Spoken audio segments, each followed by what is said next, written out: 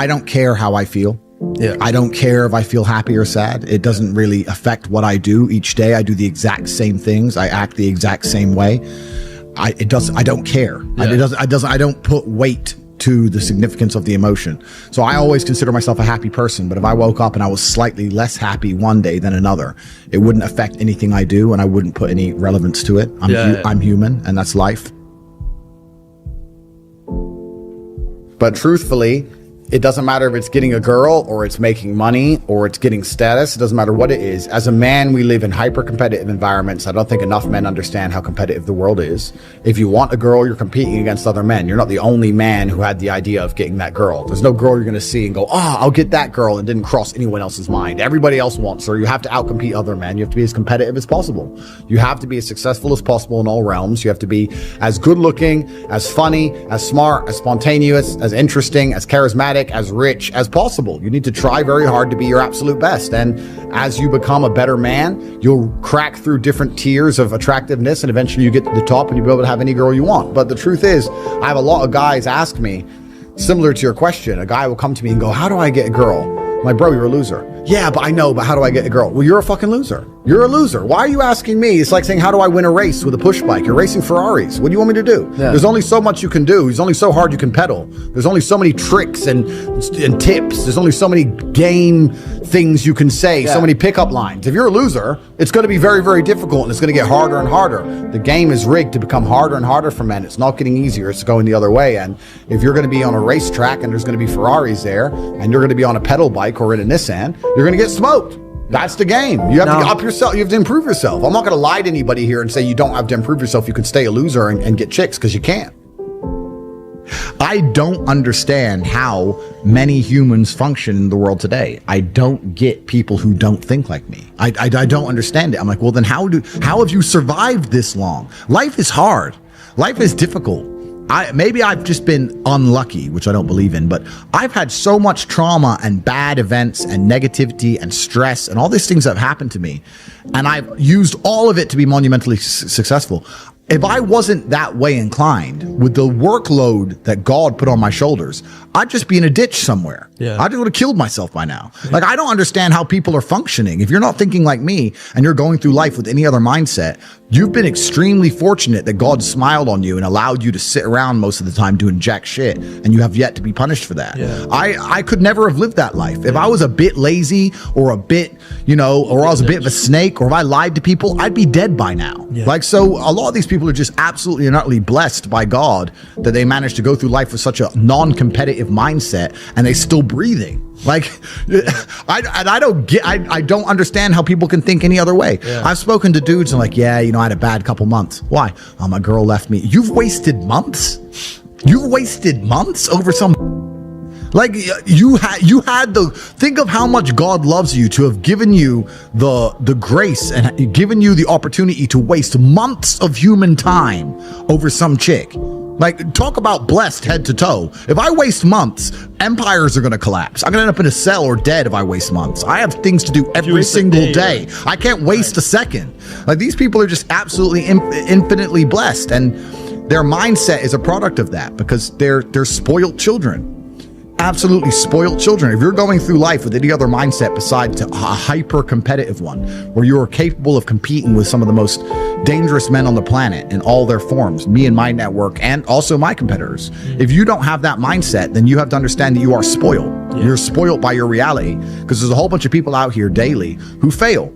There are men out here who fail daily, and they have yet to feel the true consequence for it. They fail to go to the gym when they know they should have gone to the gym. They fail because they forgot their keys and it took them 10 minutes to find them. They fail because they replied to a question they got sent on WhatsApp the wrong way. They fail because they didn't smile when they were supposed to. They didn't say please and thank you to that person who helped them. They fail because they didn't say hi to that girl who's looking at them out the corner of their eye. They just fail perpetually. They go through life missing every opportunity and just failing. And somehow we've built a society which is so soft, and God is so giving and so graceful, that they still have a place to eat and somewhere to sleep, and they're still surviving. That shows how nice God is. Yeah. Because before this society, truthfully, if you were that level of failure, you would be dead. Survival of the fittest. It's survival of the fittest. And none of these men out here are fit. No. Their mindset isn't fit. Their reality isn't fit. They're failures. They're failures. Yeah. And they're just failing every single day. And they go, but tomorrow I'll go to the gym. Yeah. You've been failing your whole life. That's all you've done is fail. And then you sit and wonder why people like me absolutely and utterly outcompete you. It is so easy to become a top tier male in the world today because the competition is so ridiculously low. There are 2% killers like me, and everybody else is amateur, head to toe amateur. They can't even pay attention to anything. They can't try anything. They're amateurs. And it's really mind blowing to me because I've tried with all of my computational power to imagine having a mindset different to mine. And I just can't see a reality worth having. I can't see a reality worth living. I can't see how you're going to build a life worth experiencing if you have any other mindset. I can't see it. Yeah. I've never met somebody with a fantastic life who did not completely and utterly believe in themselves. I've never seen somebody massively succeed and they didn't believe in themselves, ever. I've never seen somebody who just allows life to happen to them and become blown off course by some sadness, end up doing massively monumental and important things. I've never seen it. It's never happened. It does, and it's never going to happen. If I'm unhappy with something and I'm uncomfortable with something, I fix it. Yeah. That's endless motivation, which I don't truly believe in as a concept, but that's endless fuel for the fire. Right. If I was unhappy with something about myself, regardless of what it was, I would be able to take all of that discomfort and turn it into endless energy to get the problem fixed. Yeah, exactly. But these people seem to It's okay to be unhappy. Yeah, well, these people seem to sit and say, I'm really unhappy with X, but then stay doing X. So I don't believe they're truly actually unhappy. What you'll notice if you live life long enough is that somebody will sit and say to you, I'm unhappy being a loser. You say, why are you a loser? I just sit at home and play video games 7 days a week. And you're like, okay. And maybe 3 days of the week, they're unhappy doing that. Yeah. And that's the time they email you, and that's the time they want to make a change. But 4 days of the week, they don't really, it doesn't really bother them. Yeah. It doesn't really bother them. Because if it bothered them 7 days a week, guess what? They would fix it. Correct. Yeah. So I have very little sympathy for people. And that's not because I'm not a nice person, but it's because I've been so hard on myself and I've been through so many things that were difficult, and I've been through so much pain and trauma myself, some of it self-inflicted, some of it given to me by God to make me a better person. But I've been so difficult on myself. It's very hard for me to look at somebody who's refused to be difficult on themselves and see them as my equal or feel sympathy or pity for them. Why would I feel pity for somebody who took the easy route when I took the hardest possible route? Yeah. I took the hardest possible way to be the man I am, and you were too big of a... And now you want me to feel sorry for you? I don't feel sorry for you. Yeah. I don't feel sorry for these people. And because as a man, you can be anything you decide you want to be. That's the beauty of being a male. You can build your character completely from the ground up, just like a video game. Every single thing about me that people respect, I built. I was not born a world champion kickboxer. I was not born this intelligent or intellectual.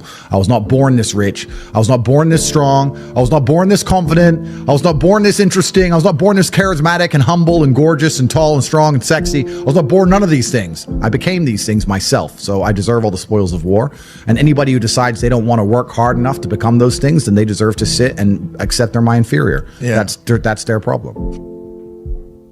So you talk a lot about purpose, and what is your thoughts as to, do you have like an exact answer as to why we are created as humans and why we are here? Like, what is the purpose of life? Why have we been given life? I think we're here to struggle and to learn.